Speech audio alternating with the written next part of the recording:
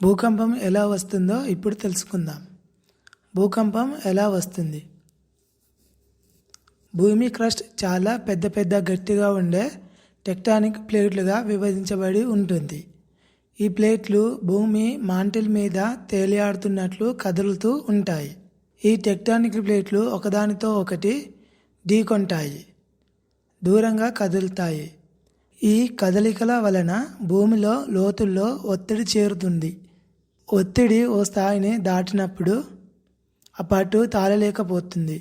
అప్పుడు అకస్మాత్తుగా బ్రేక్ అవుతుంది. అదే భూకంప కేంద్రం.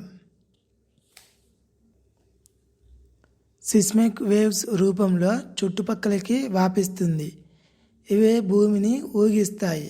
ఇదే భూకంపం అని అంటారు. భూకంపాలు ఏర్పడే ప్రధాన కారణాలు. టెక్టానిక్ ప్లేట్ల కదలికలు భూకంపాలకు ప్రధాన కారణం. అగ్నిపర్వత విస్ఫోటనాలు, అగ్నిపర్వతాలు పేలినప్పుడు. భూమిలో గందరగోళ మార్పులు, భూమిలో గనుల తవ్వకం, డ్యాముల వల్ల. మానవ చర్యలు, పెద్ద భవన నిర్మాణాలు, ఖనిజాలు తవ్వడం. ప్రపంచంలో టాప్ 10 భూకంపాలు. 1960లో చిలీ, బొలీవియా సుమారు 16,000 మంది చనిపోయారు. 1964 అలాస్కా, యునైటెడ్ స్టేట్స్ 131 మంది చనిపోయారు.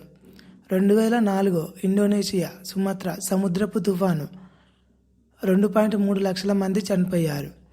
జపాన్ తోహుక్ 20,000 మందికి పైగా చనిపోయారు. రష్యా కామ్చాట్కా కొన్ని వందల మంది చనిపోయారు. చిలీ మౌలే 500 మంది పైగా చనిపోయారు. ఈక్వడార్, కొలంబియా సుమారు 1,500 మంది చనిపోయారు.